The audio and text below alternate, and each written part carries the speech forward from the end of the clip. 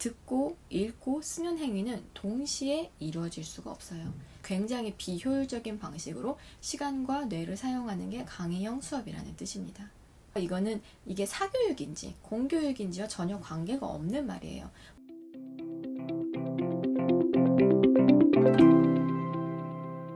안녕하세요. 저는 6살, 8살 두 아들을 키우고 있는 퀀텀 육아하는 반부마마입니다. 한때 유아교육계를 휩쓸었던 공부머리 독서법이라는 책에는요, 초등학교 때 영재소리를 들으면서 공부를 잘했던 아이들이 중고등학교에 가서 성적이 급격히 하락하는 현상에 대해서 이야기를 하고 있었는데요.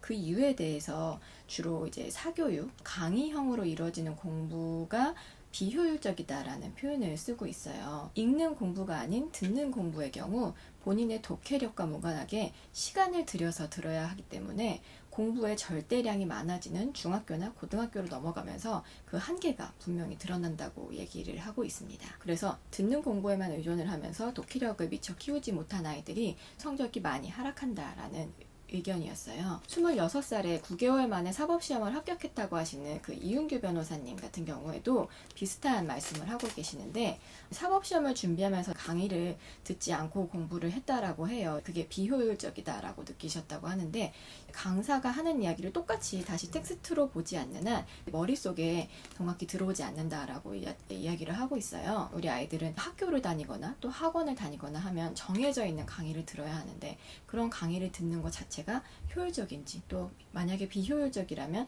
어떻게 해야 효율적으로 강의를 들을 수 있는지에 대해서 한번 이야기를 해보려고 해요. 사람은 어떻게 생각하고 배우고 기억하는가, 제목 너무 길죠.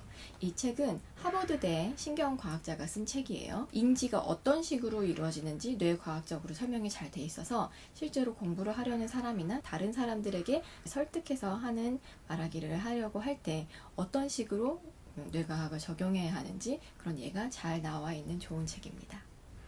제가 질문을 하나 드릴게요. 당신은 두 가지 소리를 동시에 들으면서 구분을 하실 수가 있나요? 미 제약회사 모더나도 개발 중인 코로나19 백신이 94.5% 예방 효과를 보였다고 밝혔습니다. 모더나는 냉동 보관이 필요 없으며 사람의 뇌는 아주 시끄러운 장소에서 단 한 사람의 목소리에 집중하는 것이 가능해요. 하지만 두 가지 소리가 동시에 들리면 두 가지에 전혀 집중할 수 없도록 만들어져 있습니다. 즉, 들을 수는 있는데 이해할 수는 없는 것입니다. 우리의 뇌는 청각피질을 통해서 소리를 처리하는데 좌뇌, 우뇌 모두 청각피질이 있기 때문에 양쪽에서 들어오는 소리를 별 문제 없이 들을 수 있습니다. 하지만 이 소리를 처리하는 문제는 다릅니다. 귀로 들어온 언어를 이해할 수 있게 해주는 것은 브로카 베르니케 네트워크인데요. 이 네트워크가 대부분 좌뇌, 즉 한쪽에만 위치한다는 게 문제가 됩니다. 두 개로 들어온 소리 정보가 하나의 통로를 거쳐가야 하기 때문에 처리에 문제가 생긴다는 거예요. 이렇게 처리에 문제가 생기면 우리 뇌는 좌측 하전두회에서 통제가 되어서 하나의 목소리는 차단해 버립니다. 그렇게 되면 차단되지 않은 다른 목소리가 브로카 베르니케 네트워크를 통과해서 우리가 소리를 이해할 수 있게 되는 겁니다. 그래서 우리가 아주 시끄러운 속에서도 하나의 목소리에 온전하게 집중할 수 있는 이유가 됩니다. 다른 소리들을 다 차단해 버리니까요. 그런데 이때 중요한 게 있어요. 그러면 통과되지 못한 나머지 소리는 어떻게 되느냐? 그 소리는 그냥 사라져 버립니다. 그렇다면 다른 질문을 하나 드릴게요.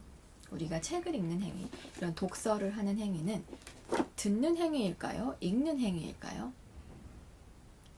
독서라는 게 어떤 행위라고 생각이 드시나요? 조용히 앉아서 눈알 막 굴리면서 글자를 머릿속으로 입력하는 스캔하는 스캐너 같은 과정일까요? 아니면 누군가 이야기책을 옆에서 읽는 듯한 그런 mp3 같은 걸 듣는 과정이랑 비슷할까요? 우리가 무엇인가를 읽는 행위, 독서를 할 때는 시각 피질이 활성화가 되는데 읽기 전에 보는 행위가 앞서게 되는 거죠. 그런데 이 시각 피질이 활성화됨과 동시에 청각 피질과 브로카 베르니케 네트워크가 동시에 작동을 하게 됩니다.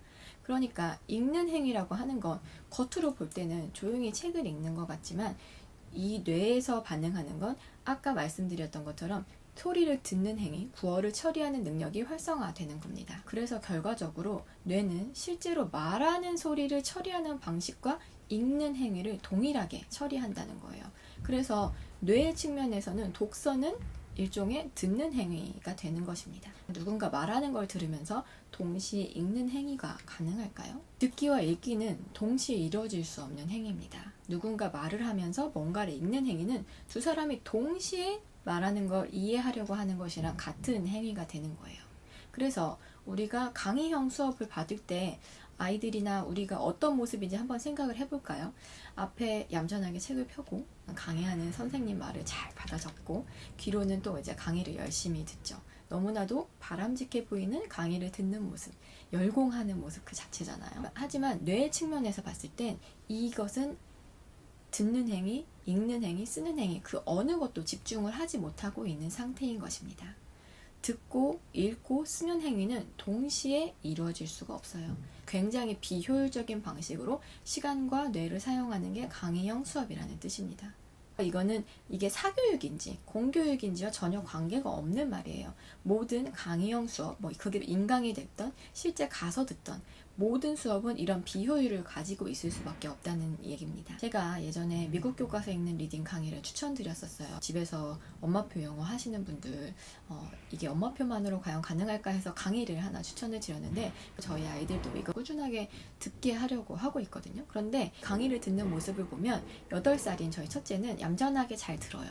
그래서 우리가 상상하는 그런 열공의 자세로 잘 듣습니다. 그런데 6살짜리 둘째는 맨날 책에 낙서만 하는 거예요. 그래서 저도 고민이 되더라고요.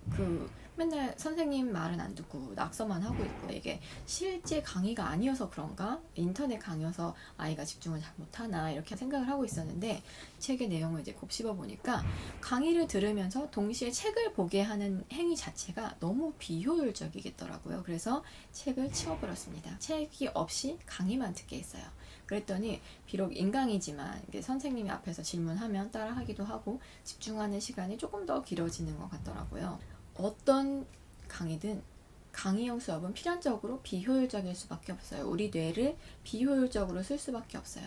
또 강의라는 게 기본적으로 시간이 오래 걸리는 행위이기 때문에 학년이 높아지면 높아질수록 그 비효율이 더 크게 나타날 거예요. 만약에 학원을 안 다닌다, 나는 사교육 안 해 하더라도 학교에서는 강의를 듣게 되죠. 그러면 어떻게 해야 효율적으로 수업을 들을 수 있을까요? 중요한 포인트는 강의를 듣는 동안에는 읽는 행위 자체를 포기해야 합니다. 그래서 아까 말씀드렸던 이윤규 변호사님 책을 보면 책을 미리 예습해라 라고 되어 있어요. 강의 시간에는 책을 볼 필요가 없도록 해야 되는 거죠. 그래서 책에는 눈길을 주지 않고 듣기만 하는 겁니다. 그리고 책을 아예 안 볼 수는 없으니까 책에는 키워드만 미리 체크를 해두는 게 좋아요. 슬쩍슬쩍 보면서 흐름을 따라갈 수 있을 정도로만 하면 되는 거예요. 근데 이때 중요한 점, 키워드는 모르는 단어를 체크하는 게 아니에요. 중요한 단어를 체크하는 건데 평소에 잘 아는 단어들로 중요한 키워드를 뽑으면 되는 겁니다. 자기가 모르는 단어는 나중에 따로 별도로 찾아보는 거지 모른다고 해서 중요한 게 아니니까요. 또 필기를 할 때는 들리는 내용을 다 적는 친구들이 있어요. 근데 그게 아니라 이미 한번 책을 읽어왔으니까 그 책에 없는 내용들을 위주로 메모를 하는 방식으로 이제 체크를 하는 거죠. 적지 말고 읽지 말고 그냥 듣기만 하는 겁니다. 우리 아이들은 앞으로 많은 강의를 들으면서 공부를 하게 될 거예요. 또 이렇게 성인이 되어도 배워야 할 것들이 너무 많기 때문에 강의를 듣거나 수업을 듣거나 하는 일들이 많죠.